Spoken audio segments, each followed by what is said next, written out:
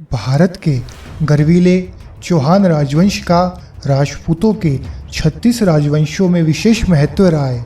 चौहान वंश में बड़े ही शूरवीर राजपूतों ने जन्म लिया है। चौहान राजपूत सूर्यवंशी क्षत्रिय हैं और इनका गोत्र वत्स है। चौहान राजपूत परंपरा में भगवान राम के वंशज माने जाते हैं।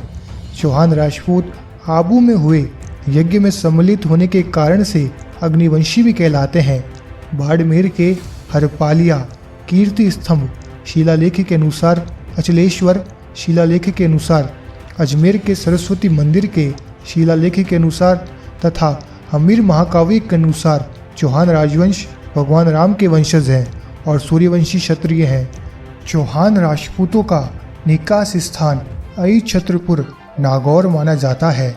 यहीं से निकलकर चौहानों ने अनंत प्रदेश यानी शेखावटी, अजमेर और सांभर पर अधिकार करके सांभर में अपनी कुलदेवी माता शाकंभरी की मूर्ति स्थापित की थी और सांभर को अपने राज्य की राजधानी बनाई थी। सांभर नाम देवी शाकंभरी के नाम पर रखा गया है। चौहान वंश का मूल पुरुष चाहमान है। चाहमान के नाम से ही इनके वंशज चौहान कहलाते हैं।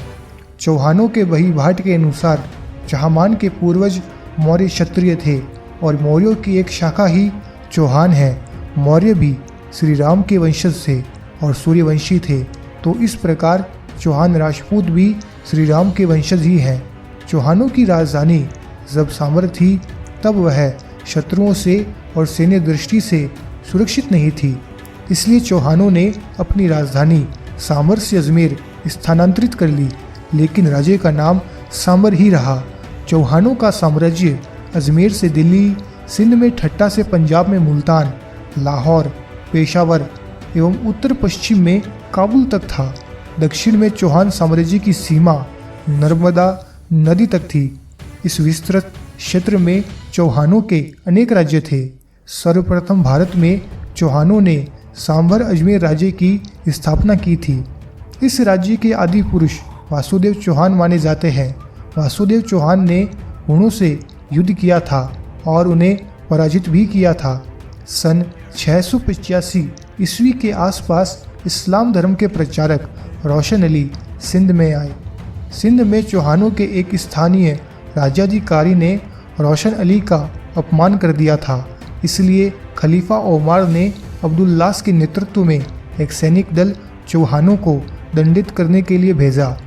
सिंध में चौहानों के विरुद्ध हुए युद्ध में अब्दुल्लास मारे गए और चौहानों ने उनकी सेना को खदेड़ दिया, परंतु अरबों की हारी हुई सेना थार रेगिस्तान पार करके अजमेर पहुंच गई।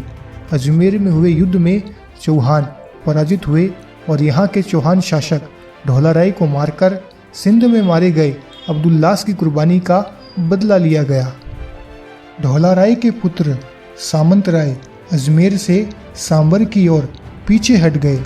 उन्होंने 685 ईस्वी में सांभर को अपनी राजधानी बनाई। सामंत राय चौहान ने भी चौहान राज्य का काफ़ी विस्तार किया था।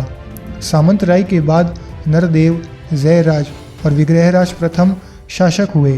विग्रहराज प्रथम भी काफ़ी महान शासक हुए हैं। उन्होंने चौहान वंश के गौरव को खूब बढ़ाया था और चौहान राज्य को कन्नौज के सम्राटों की प्रभुता से स्वतंत्र घोषित कर दिया था। विग्रहराज प्रथम के बाद चंदनराज चौहान अजमेर के शासक हुए, जिनका समय 760 ईस्वी से 771 ईस्वी तक था। चंदनराज के वंशज लाहौर पर भी शासन कर रहे थे। थोड़े दिन पहले धर्म परिवर्तन करके मुसलमान बने अफगान यदुवंशी, जिनमें घौर प्रमुख थे, वह काबुल से लाहौर के चौहानों पर धावे करने लगे थे।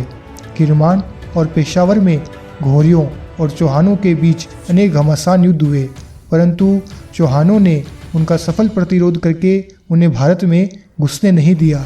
इसके साथ ही चंदनराज चौहान ने भी अरबों के आक्रमणों से भारत की संस्कृति व सुरक्षा के लिए प्रतिहार राजपूतों के साथ संधि की थी। 771 ईस्वी से 784 ईस्वी तक अजमेर पर गोपेंद्र राज का शासन था।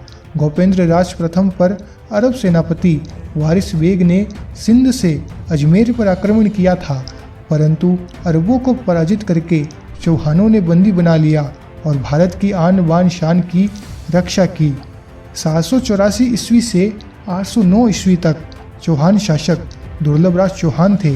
इन्होंने भीनमाल और उज्जैन के प्रतिहारों का आधिपत्य स्वीकार किया और वत्सराज प्रतिहार के सहयोगी रहते हुए इन्होंने दोआब, मध्य देश और बंगाल तक विजय प्राप्त कर चौहान वंश का गौरव सर्वत्र बढ़ाया। दुर्लभराज चौहान नागभट्ट द्वितीय की सेना में सेनापति भी थे। 809 ईस्वी से 836 ईस्वी तक चौहान शासक गुहक चौहान प्रथम थे। यह कन्नौज और मालवा के सम्राट नागभट्ट प्रतिहार द्वितीय के प्रभुत्व में रहे। 836 ईस्वी से 863 ईस्वी तक सांबर अजमेर के शासक चंदनराज चौहान द्वितीय थे। इनके बारे में ज़्यादा जानकारी नहीं मिलती। चंदनराज चौहान द्वितीय के बाद गुहक द्वितीय गद्दी पर आए। इनका समय 863 ईस्वी से 890 ईस्वी तक था। गुहक ने अपनी शक्ति को बढ़ाने के लिए कन्नौज के शासक भोजराज से अपनी बहन कलावती का विवाह किया था। गुहक द्वितीय भी बड़े पराक्रमी राजा थे। इनके समय भी चौहान राज्य काफ़ी विस्तृत था। 890 ईस्वी से 917 ईस्वी तक चंदनराज चौहान तृतीय सांबर अजमेर की गद्दी पर आए। यह भी बड़े शूरवीर राजा थे। इन्होंने दिल्ली के तोमर राजा रुद्र को युद्ध में पराजित किया था। 917 ईस्वी से 944 ईस्वी तक चौहान शासक वाकपति राज प्रथम थे। यह अपने समय के प्रतिभाशाली शासकों में से एक थे। इन्होंने प्रतिहार राजपूत राज्यों के कई भागों को जीतकर अपने राज्य में मिला लिया था और जब प्रतिहार शासकों के सेना नायक तत्रराज तंवर ने खोए हुए राज्यों के भागों को इनसे छीनने का प्रयत्न किया, तब वाकपति राज ने तुरंत ही प्रतिहार सेना नायक तत्रराज तंवर को हराकर अपने शौर्य और बल का परिचय दिया था।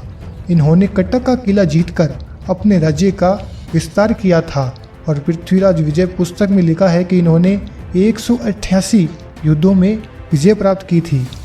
944 से 971 ईस्वी तक चौहान शासक सिंहराज थे।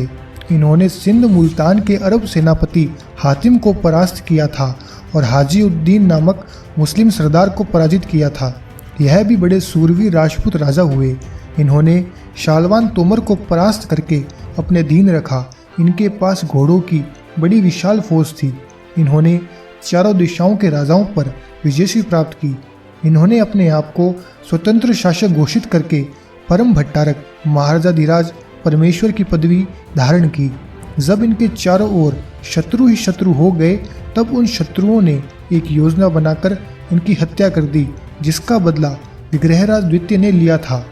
971 से 988 ईस्वी तक सांबर अजमेर चौहान राज्य के शासक विग्रहराज द्वितीय बने।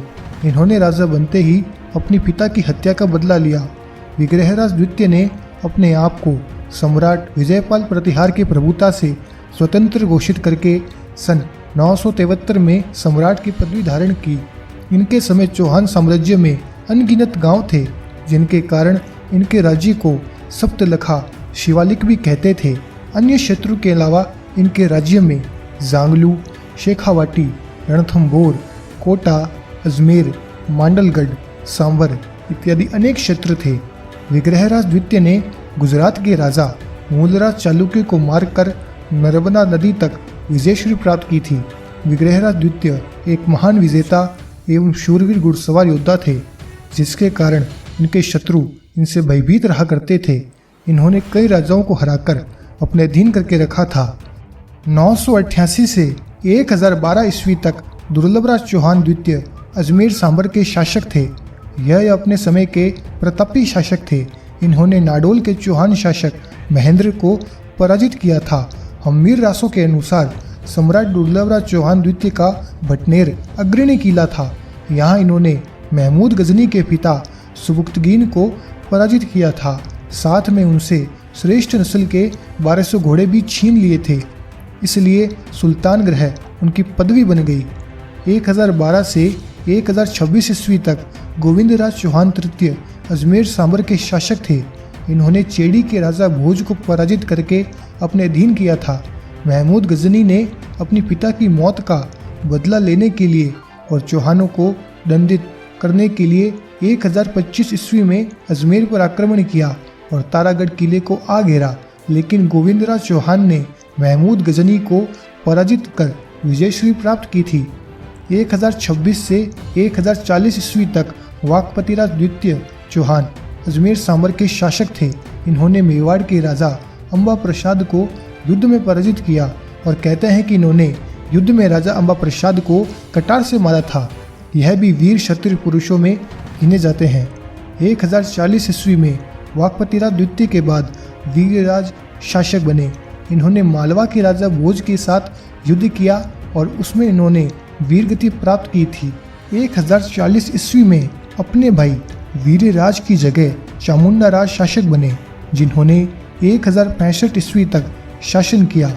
इन्होंने पंजाब में हजमुद्दीन नामक मुस्लिम सरदार को हराया। 1065 में सिंघट चौहान राज्य के शासक बने, लेकिन 1065 में ही इनकी मृत्यु हो गई। आगे की जानकारी आपको अगली वीडियो में दी जाएगी। तब तक के लिए जय भवानी, जय राजपूताना। और भाइयों, इस वीडियो को जमकर लाइक करें और जमकर शेयर करें।